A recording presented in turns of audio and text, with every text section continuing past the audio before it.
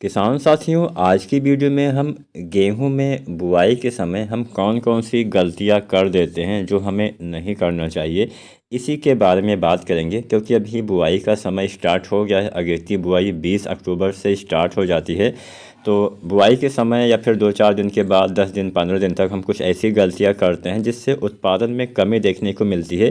तो यही आज हम कवर करेंगे। यहाँ पे हम 5 गलतियां आपको बताएंगे, तो पूरा वीडियो किसान साथियों आप ज़रूर देखिएगा।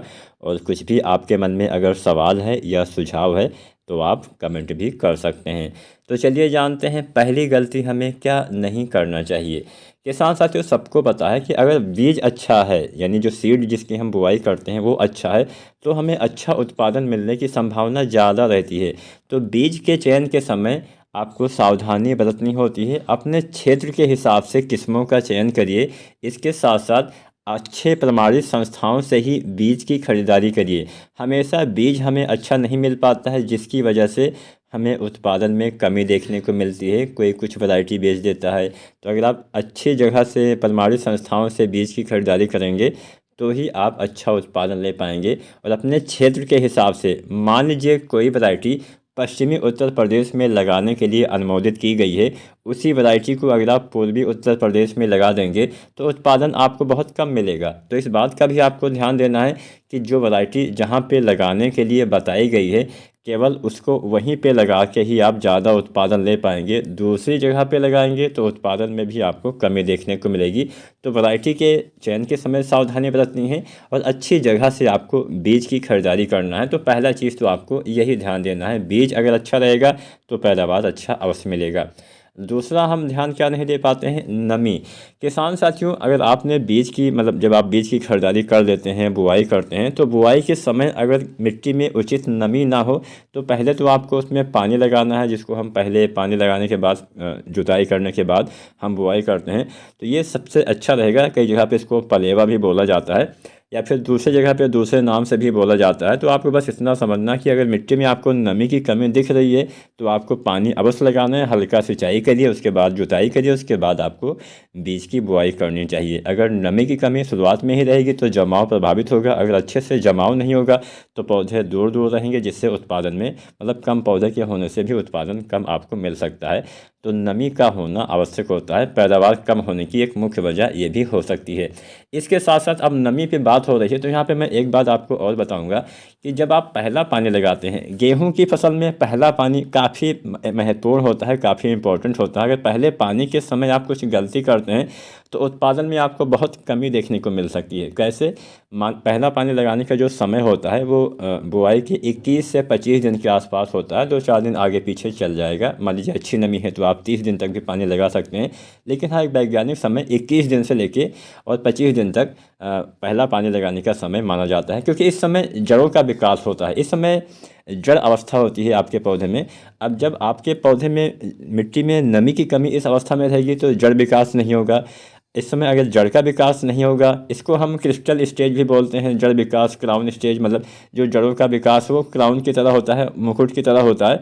तो इसलिए इस अवस्था में किसान साथियों पानी की कमी नहीं होने देनी चाहिए। लेकिन हाँ, ध्यान ये देना है कि अक्सर हमने देखा है गेहूं की फसल में पहला पानी लगाते समय ही हम गलती करते हैं, जिससे हमें 1-2 कुंटल उत्पादन कम मिलता है। कैसे कम मिलता है? पहला पानी हमेशा हल्का हल्का ही लगाना होता है। पूरे खेत में पानी लग जाए, पानी भरना नहीं होता है। अगर आप पहला पानी बहुत ज़्यादा लगा देते हैं, मान लीजिए आपकी थोड़ा बलुई टाइप की मिट्टी है, वहाँ पे तो चलो हाँ पानी सूख जाएगा। लेकिन हाँ, थोड़ा सा चिकनी मिट्टी है, भारी मिट्टी है, जहाँ पे पानी उतना जल्दी नहीं सूखता है, वहाँ पे दिक्कत आ जाती है। अगर पानी खेत में भरा रहेगा तो पौधे पीले हो जाएंगे। पौधे के ना तो जड़ों का विकास सही से होगा, पौधे में पीलापन होने से पौधे का भी विकास सही से नहीं होगा, पौधा सही से भोजन नहीं बना पाएगा, कल्ले कम आएंगे, फुटाव कम होगा।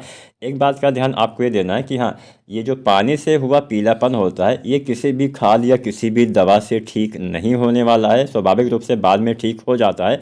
लेकिन हाँ, जहाँ पे पीलापन होगा वहाँ पे उत्पादन कम मिलेगा। इसकी 100% गारंटी मैं लेता हूँ कि जहाँ पे पीलापन होता है वहाँ पे पैदावार पैदावार हमेशा कम रहता है। पानी की वजह से अगर पीलापन है तो पैदावार में आपको कमी अवश्य देखने को मिलेगी। तो पहला पानी बहुत ज़्यादा भरिएगा मत। अब कई बार एक समस्या आती है कि हाँ खेत एक समान नहीं होते हैं, तो बुआई से पहले आप खेत को बराबर भी करवा सकते हैं, लेबल करवा लीजिए। एक बार करवाएंगे, बार बार करवाने की आवश्यकता नहीं होती है। तो खेत अगर बराबर रहता है तो पानी सभी जगह पे आसानी से पहुंच जाता है, कहीं एक जगह पे भरता नहीं है। तो इस बात का ध्यान देना है, बहुत ज़्यादा पानी पहला जो आप लगाते हो नहीं लगाना है, हल्का हल्का सिंचाई करना है। अब बात करते हैं खादों के बारे में। अब किसान साथियों, गेहूं की फसल में हो या फिर कोई भी फसल हो, अगर आप उचित समय पे खादों का इस्तेमाल नहीं करेंगे तो पैदावार तो कम मिलेगा ही मिलेगा। तो यहाँ पे खादों की बात कर लेते हैं। हालांकि इससे पहले भी मैंने खाद के ऊपर वीडियो बना दी है कि कौन कौन सी खादों का इस्तेमाल करना चाहिए। फिलहाल इस वीडियो में अभी मैं थोड़ा थोड़ा आपको बता देता हूँ। तो ज़्यादातर हमारे किसान साथी DAP खाद का इस्तेमाल करते हैं। अब यहाँ पे एक बात का ध्यान आपको ये देना है कि DAP हो या फिर कोई भी ऐसी खाद जिसमें फास्फोरस की मात्रा पाई जाती है, अंतिम जुताई के समय ही आपको खेत में डालना पड़ेगा। यानी जब आप बीज को बोते हैं तभी आपको डालना पड़ेगा। अगर आप बाद में ऊपर से डालते हैं तो इसका पौधे ज़्यादा प्रयोग नहीं कर पाएंगे, क्योंकि फास्फोरस एक स्थिर तत्व होता है, ज़्यादा ऊपर नीचे आगे पीछे नहीं जाता है। जहाँ पे डालते हैं लगभग वहीं पे रह जाता है। इसलिए अगर आप ऊपर से डालेंगे तो ऊपर ही रह जाएगा, पौधे के जड़ों के पास नहीं पहुँचने से पौधे फास्फोरस का उपयोग नहीं कर पाएंगे, जिससे जड़ विकास नहीं हो पाएगा। जिससे अगर जड़ विकास ही नहीं होगा तो पौधे का विकास कहाँ से होगा। तो DAP की बात की जाए तो अगर आप समय से गेहूं की बुआई करते हैं, ऐसी वैरायटी लगाते हैं समय वाली, तो 55 किलो DAP पर एकड़ के हिसाब से डालना है। अगर आप अगेती गेहूं लगाते हैं, यानी 20 अक्टूबर से गेहूं लगाते हैं, कोई अगेती वैरायटी है, तो उसमें आप 10-15 किलो DAP की मात्रा बढ़ा के डालिएगा बुआई के समय। बुआई के समय यूरिया भी बहुत सारे किसान साथी डालते हैं, कुछ किसान साथी नहीं डालते हैं। अगर आप सिंचित अवस्था में गेहूँ की खेती करते हैं तो वहाँ के किसान साथी यूरिया 20-25 किलो यानी आधा बैग यूरिया डाल सकते हैं। अगर आप पहले आपने कभी भी इस्तेमाल नहीं किया है, असिंचित अवस्था में आप लगाते हैं, आपके वहाँ पे पानी के कम संसाधन है, मिट्टी में उतना ज़्यादा बहुत नमी नहीं रहती है, तो ऐसी दशा में आप जो पहली यूरिया है उसको हटा भी सकते हैं, आप बाद में भी डाल सकते हैं। लेकिन सिंचित अवस्था में आप यूरिया 20-25 किलो इस्तेमाल कर सकते हैं, आधा बैग डाल सकते हैं बुआई के समय। पोटास की भी बात कर लेते हैं। अक्सर पोटास का इस्तेमाल ना होने से भी पैदावार कम मिलता है। तो पोटास 25 से 30 किलो आप डालिएगा समय से बुआई करते हैं। अगर आप अगेती बुआई करते हैं तो आप 30 किलो या 35 या 37 किलो आप मतलब अधिकतम 5-10 किलो इसमें आपको बढ़ा देना है मात्रा। तो 25 से 30 किलो समय से गेहूँ लगाते हैं, या फिर आप 30 से 35 या 37 किलो अगर आप अगेती गेहूँ लगाते हैं तो पोटास आप जो MOP पोटास 60% वाला आता है इसका इस्तेमाल करिएगा। पहले पानी पे भी बात कर लेते हैं। पहले पानी पे यूरिया 40 से 45 किलो डालना होता है। जिंक अगर आप डालते हैं 33% वाला तो 5 से 7 किलो डालिए। तो ये दो चीज़ें, या फिर अगर आप सल्फ़र वगैरह भी डालते हैं तो सल्फ़र 90% वाला 3-4 किलो आप इस्तेमाल कर सकते हैं। और जो पहली खाद होती है जो हम बुआई के समय डालते हैं वो काफ़ी मायने रखती है। तो DAP हो या फिर आप अगर आप सिंगल सुपर फास्फेट भी डालते हैं, या फिर कोई NPK हो, चाहे NPK 12-32-16, 10-26-26, 14-35-14, NPK 20-20, 0-13, कोई भी चीज़ आप डाल सकते हैं।